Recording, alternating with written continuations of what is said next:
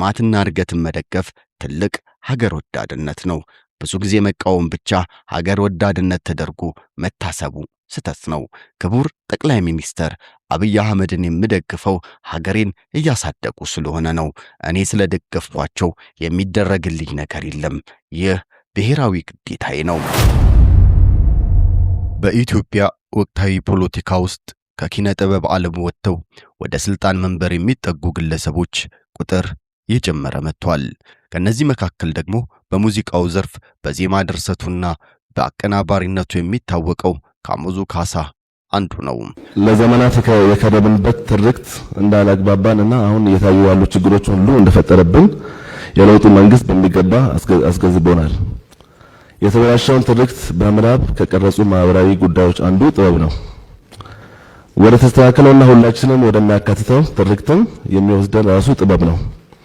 ስለሆነም በዛሬውና በነገው መካከል አስተሳሳሪ መግባቢያ መንገዶችን ለመትለም የመስተሳሰሪያ ውሎችን ለመፈለግ ለማግኘትም ብሎም ለመፍጠር ብሔራዊ ክብርን ለማስጠበቅ የሚሰሩ የጥበብ ስራዎችን የገበያ ስራ ባለመሆናቸው የፋይናንስና የግብአት ችግሮች ያጋጥማቸዋል።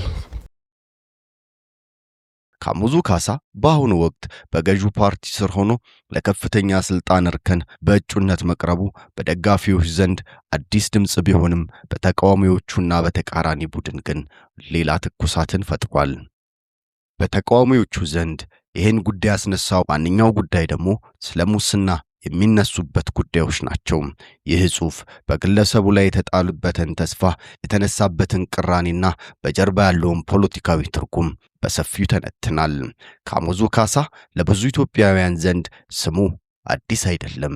በአገሪቷ የሙዚቃ ኢንዱስትሪ ውስጥ ለበርካታ ድምፃውያን ዜማ፣ ግጥም እንዲሁም ደግሞ በማቀናበር ይታወቃል። ስለዚህ ስሙ በጉልህ ይነሳል። ይሁን እንጂ የጥበቡ ሰዎች ወደ ፖለቲካው ማምጣት የገዢው ፓርቲ አንዱ ስትራቴጂ የሆነ መጥቷል። ካሙዙ ካሳ የፖለቲካ ጓደኞቹ ነገ የትልቅ ክፍለ ከተማ መሪ አልፎም ሀገር ይመራል የሚል ትልቅ ግምት የሰጡት ግለሰብ ነው። ይህ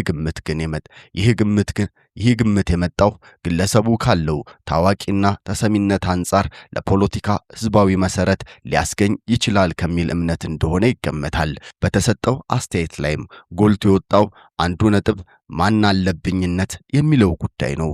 ብዙ ጊዜ ሰዎች ወደ ስልጣን ሲመጡ አሊያም ደግሞ ከባለስልጣን ጋር ሲተዋወቁ መጀመሪያ የሚያደርጉት በህዝቡ ላይ ግፍ መስራት ነው። ካሙዙ ካሳም ያደረገው ይህንን ይመስላል። ካሙዙ ካሳ ገና ስልጣኑን በይፋ ሳይረከብ ምን አለብኝነት ወይም ሹመኛ መሆኑን እያስመሰከረ ይገኛል። ይህ ሁኔታ ግለሰቡ ለሚመራው ህዝብ ያለውን አክብሮት ከማሳየት ይልቅ ሊይዘው ወይም ደግሞ ገና ሊቀራመተው ያሰበውን ስልጣን እንዴት ሊጠቀምበት እንደሚችል በግልጽ እያሳየ ይገኛል። ሰላም ጤና ይስጥልን ክብራትና ክብራን ተመልካቾቻችን፣ ዛሬ በኪነ ጥበቡ ዘርፍ ከፍተኛ መነጋገር የሆነ ሰበር ዜና ይዘንላችሁ ቀርበናል። ታዋቂው የሙዚቃ አቀናባሪ ካሙዙ ካሳ እና ድርጅቱ ሻኩራ ፕሮዳክሽን ከባድ የገንዘብ ክስ ተመስርቶባቸዋል።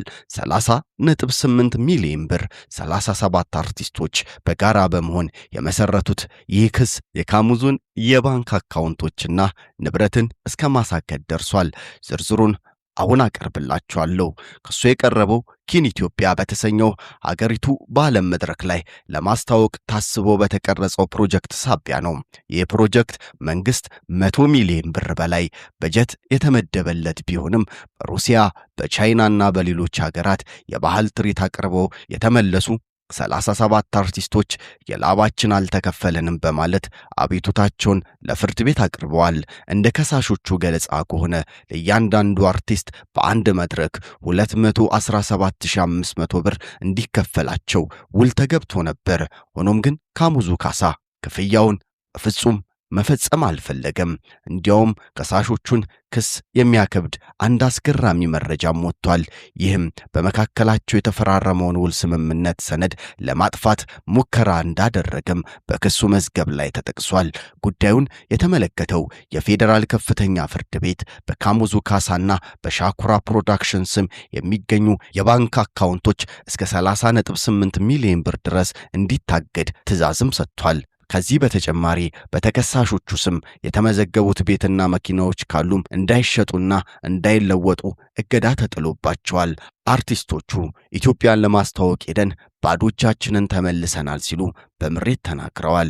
በሌላ በኩል የባህልና ስፖርት ሚኒስቴር ለፕሮጀክቱ ከፍተኛ በጀት ሲመድብ እኔ ቀጥተኛ ቀጣሪ አይደለም በሚል ጉዳዩን ወደ ሻኩራ ፕሮዳክሽን በመክፋት መፍትሄ ከመስጠት ይልቅ ከጉዳዩ ገለል ማለትም መርጧል። ይህ የኬን ኢትዮጵያ ፕሮጀክት ገና ከመነሻው የአድሎና የሙስና ጥርጣሬዎች ሲነሱበት ነገሩ ነገ ወዴት ያመራል የሚለው ጉዳይ ብዙዎችን እያነጋገረ ይገኛል። በዚህም በተጨማሪ ገና አሁን በእጩነት የቀረበው ካሙዙ ካሳ ስልጣን ሳይዝ እነዚህ ነገሮችን መፍጠሩ ነገ ስልጣን ከያዘ በኋላ ምን አይነት ሁኔታ ውስጥ ሊገባ እንደሚችል የብዙዎች ስጋት ሆኗል። ካሙዙ ካሳ እንዲህ ይላል። ብልጽግናን የምደግፈው ኢትዮጵያን ስለምወድ ነው። ታዋቂው የዜማና ቅንብር ባለሙያ ካሙዙ ካሳ በአንድ ወቅት አርት ፕላስ ፕሮግራም ላይ ተገኝቶ በወቅታዊ ሀገራዊ ጉዳዮች በፖለቲካ አቋሙና በኪነ ጥበቡ ዙሪያ ማሻሻያ አንኳር ነጥቦችን እንዲህ በማለት አንስቷል። ልማትና እድገትን መደገፍ ትልቅ ሀገር ወዳድነት ነው። ብዙ ጊዜ መቃወም ብቻ ሀገር ወዳድነት ተደርጎ መታሰቡ ስተት ነው። ክቡር ጠቅላይ ሚኒስትር አብይ አህመድን የምደግፈው ሀገሬን እያሳደጉ ስለሆነ ነው። እኔ ስለደገፍኳቸው የሚደረግልኝ ነገር የለም። ይህ ብሔራዊ ግዴታዬ ነው።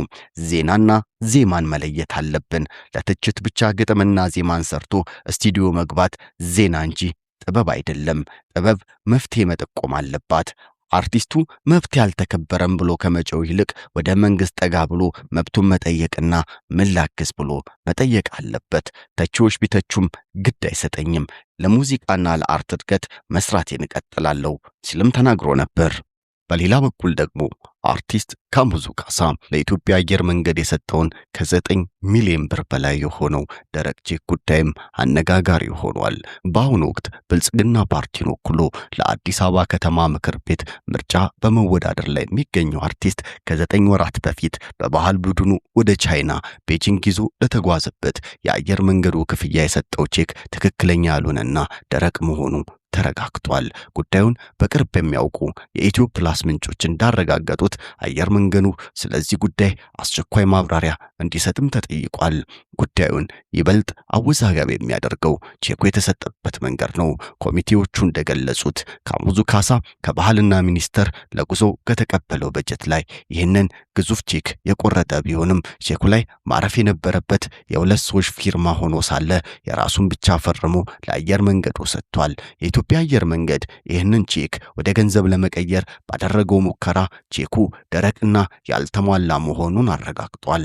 አርቲስቱ ክፍያውን እንዲፈጽም በተደጋጋሚ ቢጠይቅም ከዛሬ ነገ በሚል ሰበብ እያጓተተ እስካሁን ምንም አይነት ክፍያ እንዳልፈጸመም የኢትዮጵያ አየር መንገድ የህዝብ ሀብት በመሆኑ ይህ ጉዳይ በይፋ አደባባይ ወጥቶ ለህዝብ ሊታወቅ ይገባ ነበር ሲሉ ምንጮቻችን ተናግረዋል። ከዚህ ባሻገር ከ9 ወራት በፊት በነበረውና አሁን ባለው የዶላር ምንዛሬ መሃል ባለው እጅግ ሰፊ ልዩነት ምክንያት አየር መንገዱ በካሙዙ ካሳ ከፍተኛ ኪሳራ ውስጥ እንደወደቀም ተገልጿል። ጉዳዩ ከምን ደረጃ እንዳለና እንዲሁም አየር መንገዱ ቼኩን አስመትቶ እንደሆነና እንዳልሆነ ጉዳዩን በህግ ይዞት እንዳለ ምንጮቻችን እየተናገሩ ይገኛሉ። የካሙዙ ካሳ ጉዶች በጣም ሰፊ ናቸው። ለዛሬ ያዝነውን በዚያ በቃን። መልካም ጊዜ ቸር ያሰማን ኢትዮጵያዬ።